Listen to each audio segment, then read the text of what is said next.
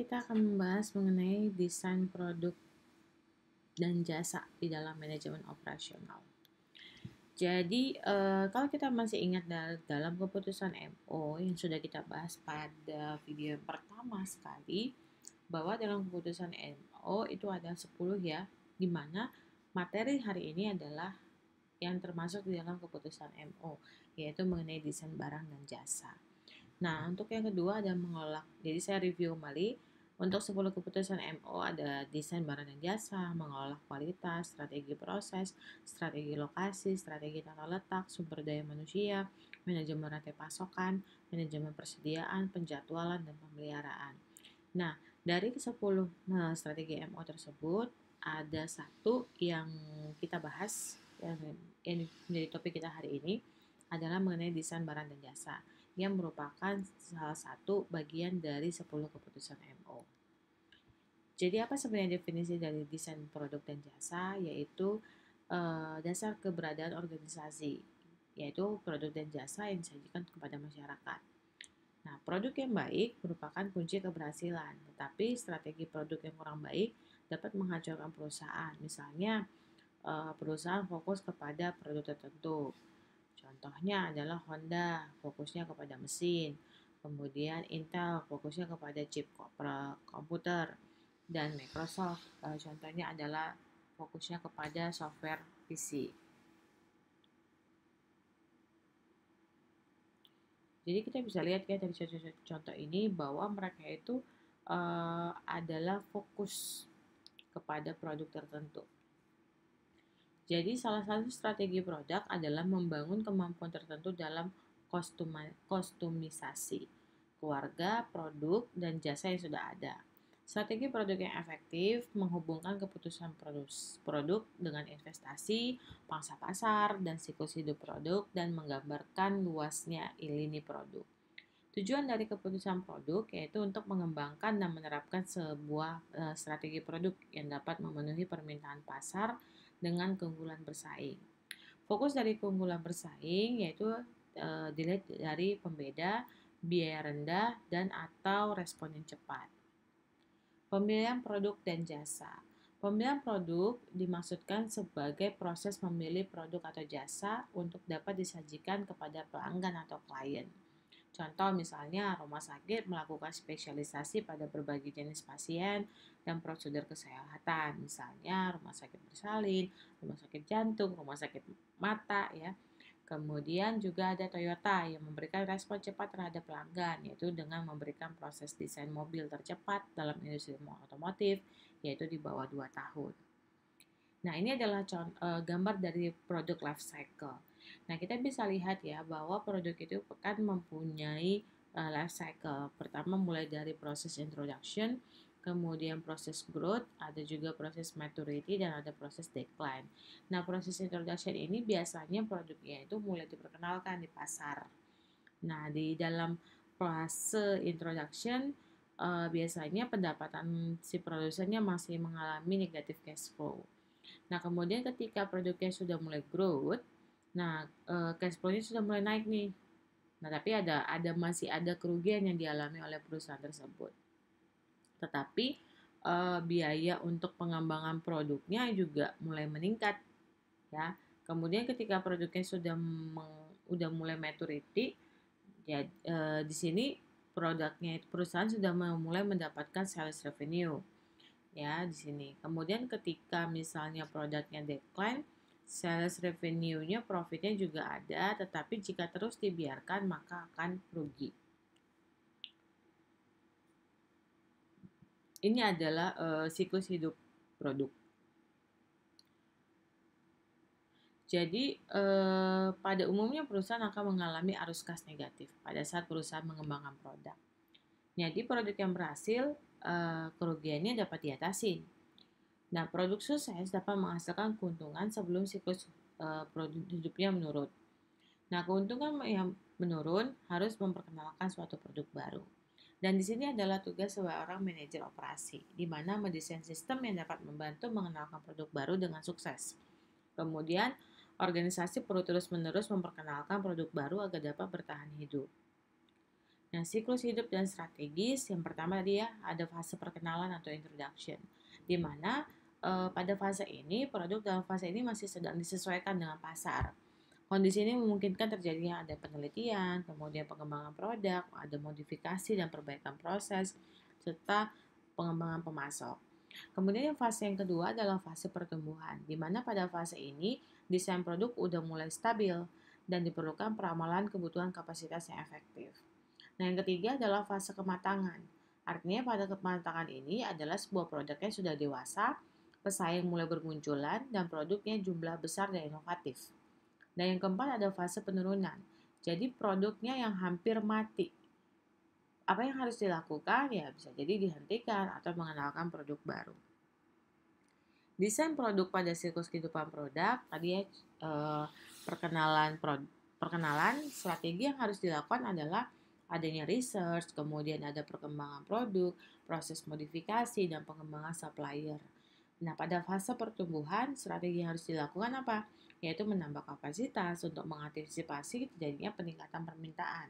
Nah, pada fase dewasa, strategi yang dilakukan apa? Yaitu produksinya inovatif, kemudian memperbaiki kontrol produk, serta menambah lini produk. Nah, ketika fasenya sudah mulai fase turun, strategi yang dilakukan perusahaan adalah memproduksi produk yang memiliki kontribusi pada keuntungan perusahaan dan menghilangkan lini produk yang tidak menguntungkan. Analisa produk berdasarkan nilai yaitu merupakan urutan produk dari yang tertinggi ke yang terendah akan kontribusi dalam hal ini adalah rupiah atau keuntungan mereka pada perusahaan juga kontribusinya secara total tahunan. Laporan produk berdasarkan nilai membuat manajemen dapat mengevaluasi strategi yang memungkinkan pada setiap produk. Dalam menghasilkan suatu produk baru, ini memunculkan suatu peluang, yaitu pengembangan produk baru yang agresif mengharuskan organisasi membangun struktur internal yang membuka komunikasi dengan pelanggan. Nah, teknik untuk menghasilkan ide produk baru adalah brainstorming, yaitu sebuah teknik di mana kelompok orang berbeda-beda saling berbagi ide pada topik tertentu tanpa mengkritik. Kemudian diskusi terbuka untuk menghasilkan suatu ide kreatif.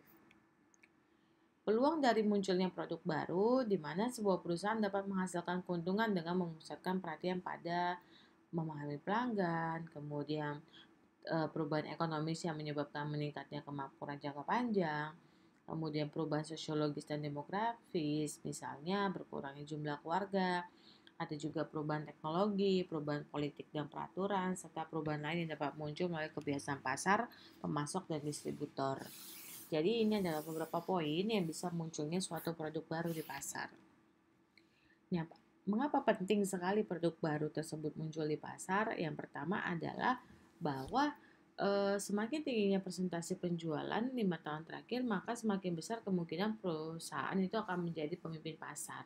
Nah, ketika perusahaan sudah menjadi pemimpin pasar, maka perusahaan-perusahaan yang memimpin pasar mendapatkan sebagian besar penjualan dari produk yang berumur kurang dari 5 tahun.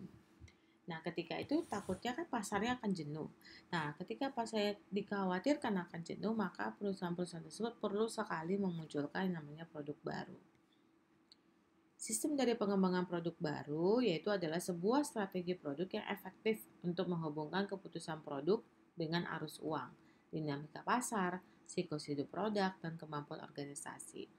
Pengembangan produk yang optimal tergantung pada dukungan bagian-bagian lain dalam perusahaan dan juga gabungan-gabungan dari 10 keputusan MO yang berhasil mulai dari desain produk hingga pemeliharaan.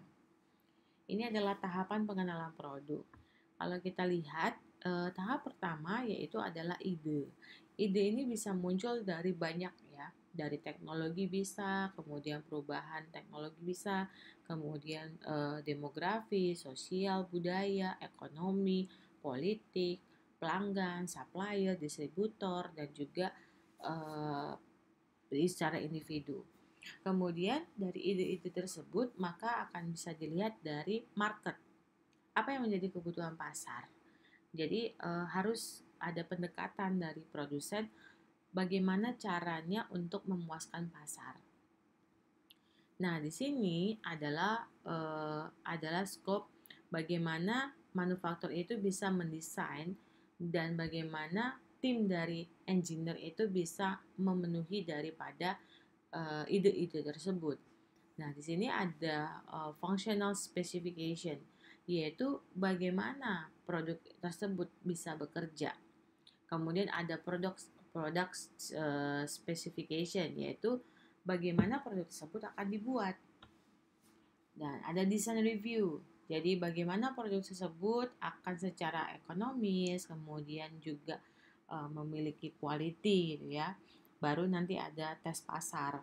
Nah, tes pasar ini apakah produk yang diciptakan tersebut mampu memenuhi kebutuhan pasar dan sesuai dengan permintaan pasar. Barulah nanti setelah produk tersebut sudah dites, maka akan masuk yang namanya introduction. Nah, di introduction ini maka produknya sudah dikirimkan kepada pelanggan untuk dibeli oleh pelanggan. Nah, nanti biasanya perusahaan itu akan melakukan evaluasi. Nah, evaluasinya berapa lama? Yaitu tergantung perusahaan itu sendiri ya. Jadi, ketika nanti dievaluasi akan menjadi evaluasi bagi perusahaan apakah produk yang baru yang mereka ciptakan tersebut sukses di pasar dan sudah memenuhi kepuasan daripada pelanggan. Mulai dari market sampai dengan sukses ini adalah bagian dari pengembangan tim untuk pengembangan produk.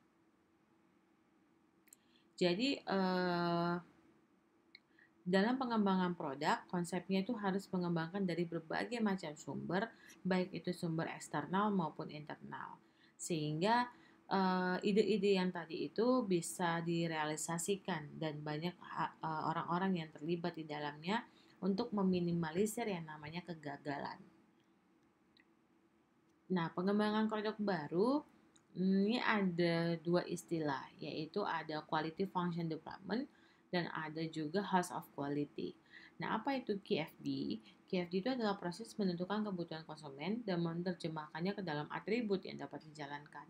Sedangkan House of Quality yaitu matriks yang menghubungkan antara keinginan konsumen dengan berbagai perusahaan untuk memenuhi keinginan konsumen.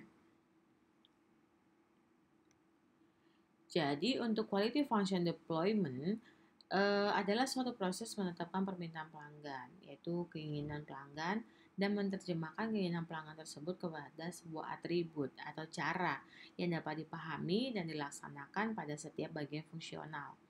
Nah, QFD ini digunakan dalam proses awal desain. Nah, salah satu caranya dengan House of Quality atau rumah kualitas.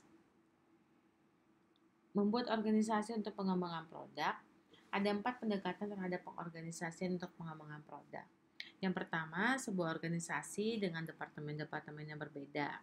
Contoh ada departemen litbang, departemen rekayasa, departemen rekayasa manufaktur, dan departemen produksi. Kemudian menugaskan seorang manajer produksi untuk memegang produk melalui sistem pengembangan produk dan organisasi terkait. Kemudian ada pengembangan produk dengan menggunakan sebuah tim yang dikenal dengan tim pengembangan produk, tim desain dengan kemampuan manufaktur, dan tim rekayasa nilai. Dan yang keempat adalah tidak membagi organisasi menjadi penelitian dan pengembangan, rekayasa, dan produksi.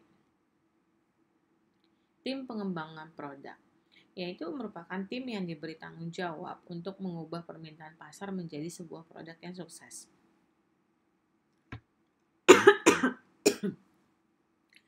Tim ini terdiri dari perwakilan dari pemasaran, kemudian produksi, pembelian, penjaminan kualitas, dan karyawan pelayanan lapangan dan juga penyedia jasa atau barang. Nah, tugasnya untuk apa? Tugasnya itu membuat produk, barang atau jasa yang sukses, yaitu dapat dipasarkan, diproduksi, dan kemampuan pelayanan. Penggunaan tugas tim ini di atas disebut sebagai rekayasa menyeluruh atau tim lintas fungsi. Bagaimana permasalahan desain produk? Apa yang menjadi permasalahan dalam desain produk? Yang penting yang untuk merancang suatu produk adalah desainnya yang tangguh. Artinya desain yang dapat diproduksi sesuai prasyarat. Kemudian desain modular, yaitu desain di mana bagian atau komponen dari suatu produk dibagi menjadi modul yang dapat ditukar dan diganti dengan mudah. Yang ketiga ada computer aided design atau CAD, yaitu perancangannya dibantu komputer untuk merancangkan produk dan mendokumentasikan produk. Yang keempat ada Computer Aided Manufacture atau CAM, yaitu manufaktur dibantu komputer, yaitu penggunaan teknologi untuk mengendalikan mesin. Kemudian ada juga yang kelima, teknologi virtual reality, yaitu komunikasi virtual melalui penggunaan citra sebagai pengganti benda asli. Ada juga analisis nilai, yaitu suatu tinjauan atas produk yang berhasil dilakukan selama proses produksi. Dan yang ketujuh ada etika dan desain yang ramah lingkungan. Manfaat dari CAD dan CAM yaitu kualitas produknya. Dengan CAD, para perancang dapat menelaah lebih banyak alternatif dan kemungkinan masalah dan bahaya. Waktu desain yang lebih singkat, fase yang lebih singkat, kemudian sehingga biayanya jadi murah dan maka respon pasar juga bisa lebih cepat. Kemudian ada pengurangan biaya produksi, penggunaan karyawan yang lebih efisien sehingga dapat mengurangi biaya. Kemudian ada ketersediaan basis data, yaitu memberikan informasi pada piranti puncak manufaktur dan menyediakan data produk yang akurat sehingga bekerja dengan informasi yang sama dan sejumlah kemampuan baru, contohnya kemampuan memutar dan menggambarkan objek dalam bentuk 3 dimensi.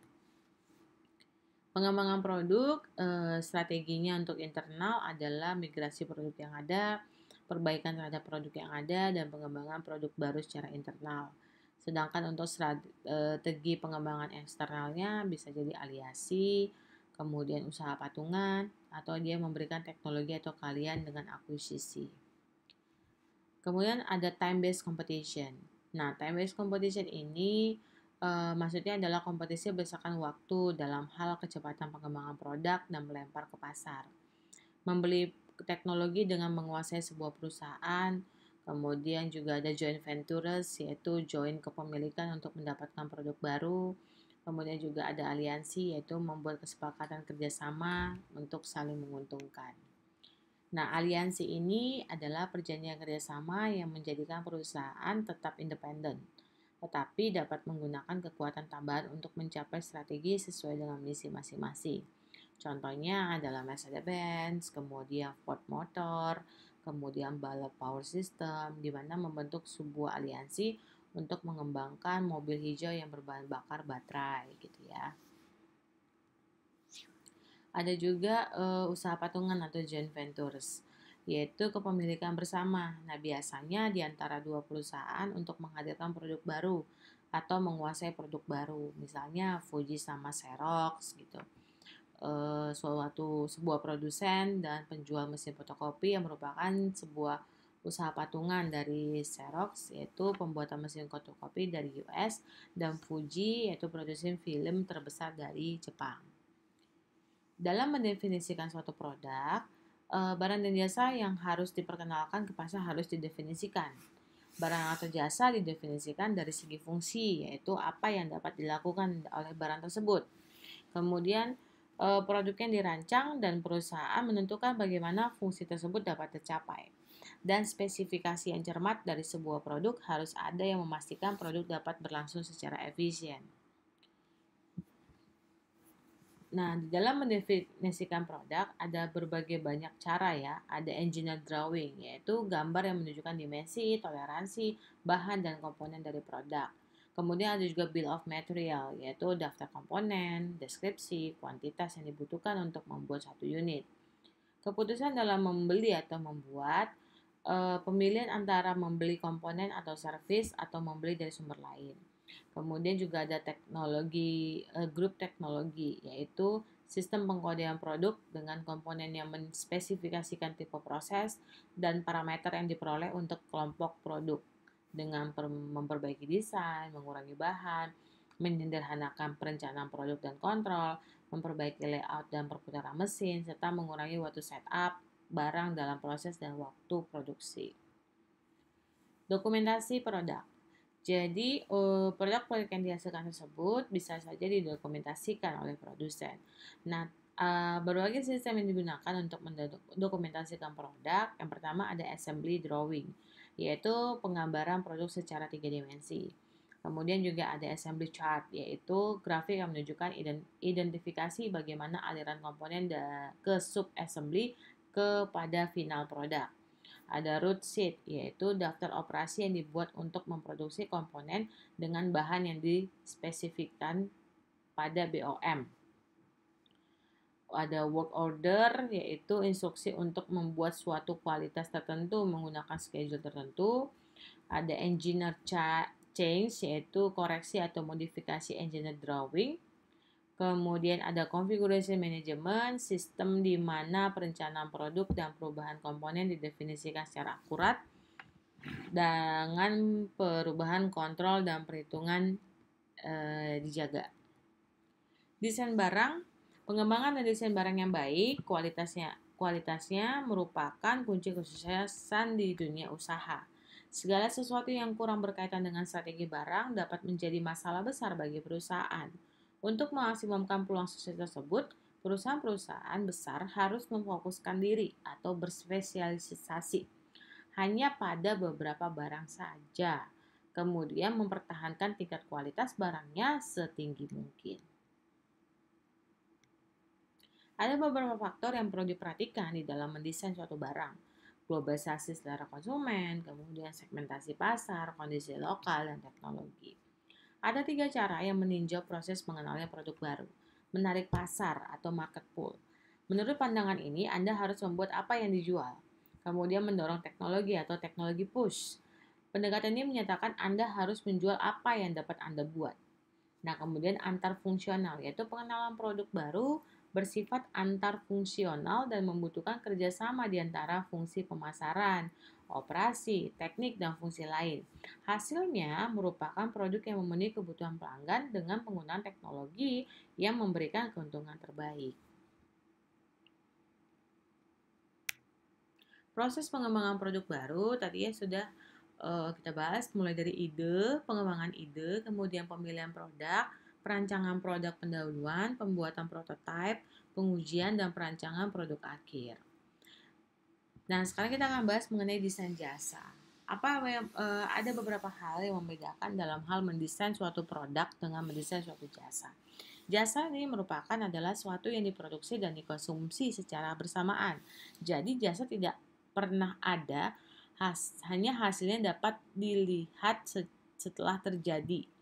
Bila kita potong rambut, contoh ya, misalnya kita potong rambut, jasa dikonsumsi ketika diproduksi, tetapi pengaruh dari hasil dari jasa tersebut tampak dan akan berakhir beberapa waktu.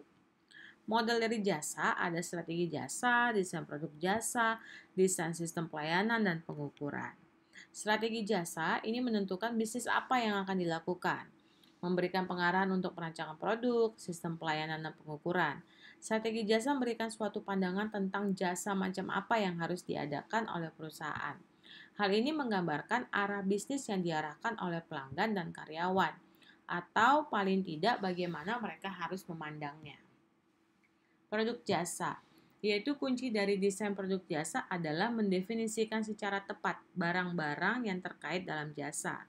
Dalam merancang jasa, manajemen harus secara seksama membaca harapan-harapan pelanggan. Sistem pelayanan jasa. Unsur-unsur penting pelayanan jasa yaitu ada teknologi, yaitu derajat otomatisasi peralatan, kemudian aliran proses yaitu merupakan urutan kejadian yang digunakan, ada tipe proses, adalah jumlah kontak dengan pelanggan, derajat pelayanan, lokasi dan ukuran, dan tenaga kerja. Baik, demikian materi dari saya terkait desain produk dan jasa. Jika ada pertanyaan, bisa kita lanjutkan di kolom komentar.